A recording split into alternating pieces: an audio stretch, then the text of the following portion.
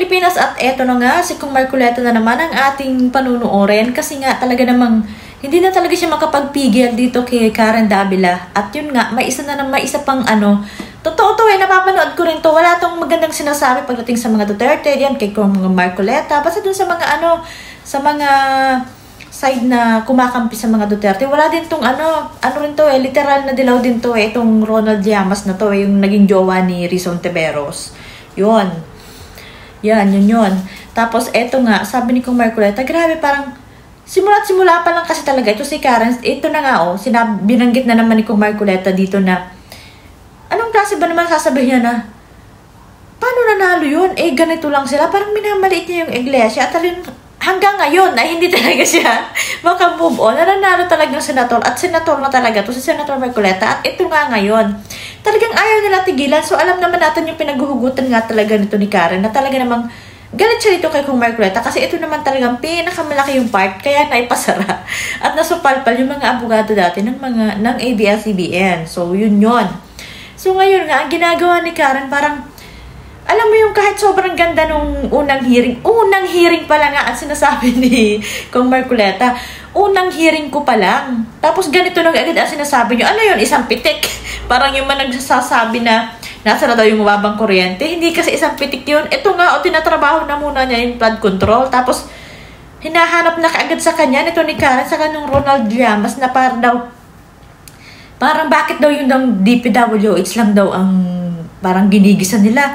Una pa nga lang ang sabi nga ni Kong Marcoleta, hindi kasi kayo abogado kung sa korte kasi talagang hahanapin mo na yan, ilalakad mo muna lahat ng ebidensya para maipaliwanag mo ng maliwanag yung ipinaglalaban mo at para makita mo yung totoo.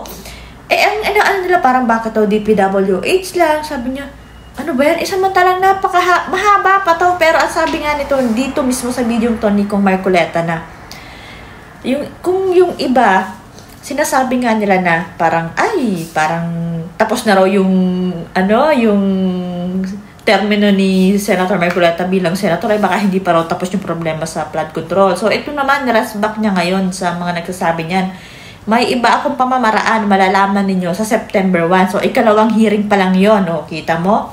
Saka sinasabi niya, hindi ko to ginawa ng ganun-ganun lang. Alam niya yung gagawin. Talagang may mananagot.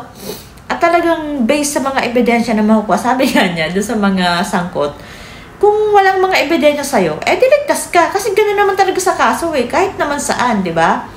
Pero kung marami at talagang ikaw ang tinutukoy nung mga palpak na yon, sorry ka, talagang mananagot ka. Di ba? Yan ang sinasabi niya. Kaya ito nga, grabe, meron tong video rin pas na, dati kasi nilagay ko yung video ni Jay Sonsa, pero sa Jay Sonsa, yan ang isa rin talaga sa nagsasabi na mahinang klase talaga tong si Karen Davila. Napakahinang klase ng sinasabi niyang journalist, ganyan. Tapos ito nga, sabi ni Kong Marcoleta, talagang hindi siya i-interviewin, baka sa takot na mapahiya talaga sa kanya. Kahit anong gawin, hindi talaga siya i-interview ni Karen. O diba?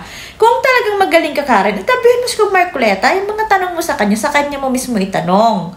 Para hindi ka naggagaganyan, kita mo, Siyempre, ito nagsasalta na nga tungkol sa'yo si Kong Marcoleta. Siyempre, yung mga taga-suporta niya, kahit yung mga sekretary niya, inaabangan ka kung ano sasabihin mo sa kanya. Kasi nga, nagmumukha ka ng, sabi nga niyo, ayan diba? Kita mo doon sa mga pinagagawa niya, nagmumukha siyang tanga, diba?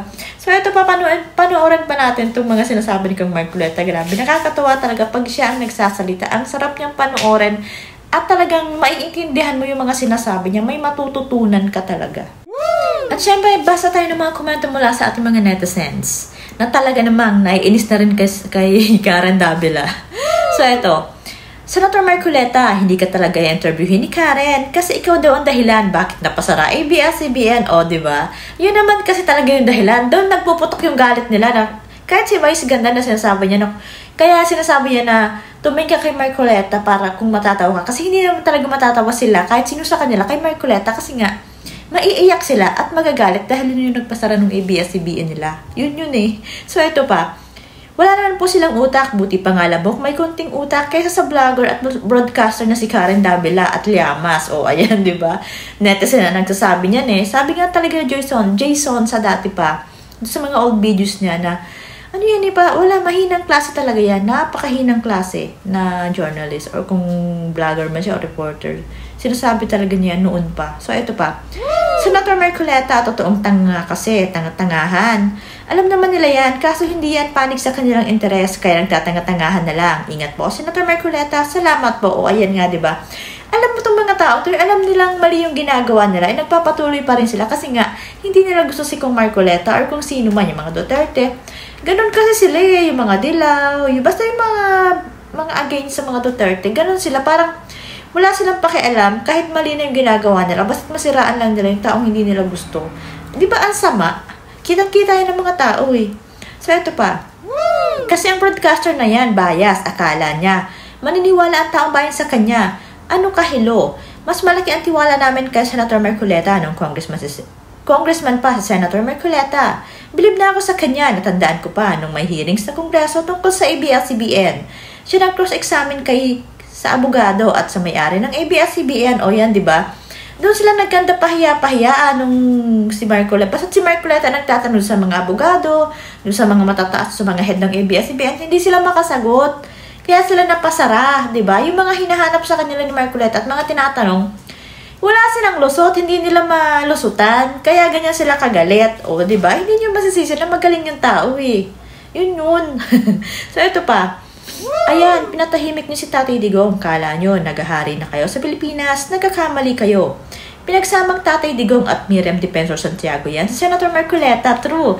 Kaya ngayon pinili ni PRRD kasi may prinsipyo, walang kinatatakutan, basta nasa tama lang. O ayan, di ba? Kahit ako talaga, nung una ko pa lang siya nagustuhan na talagang,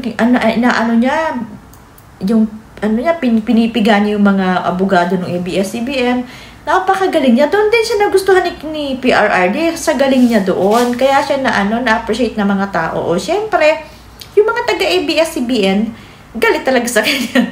Kasi sila yung apektado eh. Tsaka pinipilit nila yung mali. Ang dami naman kasi talagang nilabag. Kasi kahit pagano kagaling niya si Marcoleta, kung may ipinapakita sila at may nilalaban sila, magagaling din naman yung abogado nila eh. Wala. Kasi nga, mali sila. Ganun lang yun eh. So, ito pa. Ganyan talaga kapag maliliit ang utak, mga inggit. Ipagpatuloy mo lang, Senator Marcoleta. Maraming tao nakasuporta sa ginagawa mo dahil tama lahat ng ginagawa mo ay totoo. At saka hindi naman ito tatayuan ng basta-basta ganun na lang ng Senator Marcoleta. Alam na alam niya yung ginagawa niya, di ba? Tingnan mo doon sa ABS-CBN, talagang sobrang bibigat ng mga ebidensya niya. Tapos, ito kay BP Sara, sabi niya kahit magkabukasan ulit, magkahimala na buksan ulit yung impeachment na yan, ready pa rin siya kasi mali itong ginawa nila. Sabi nga niya, itama nyo para wala tayong gulo. Kasi pag against na sa batas, ay hindi tayo magkakasunod dyan. Yun yung sinasabi niya kasi abogado nga siya. Tapos eto nga, dito sa flood control na to, masusubukan din natin. O, kita mo yan. Sabi niya, kung yung iba, ginagawang series at talagang nagpapasikat lang sila dun sa issue na yun. Siya hindi. Siguro bibilisan niya. So, aabangan natin to. Kita mo naman yan. Tingnan nyo, obserbahan nyo ang bawat live kapag si Senator Marcoleta ang naghihiring. So, sobrang daming nanonood kahit sa mga live ng mga vlogger, live ng mga mainstream media. Pag si Senator Marcoleta, talagang grabe ang views niya. So,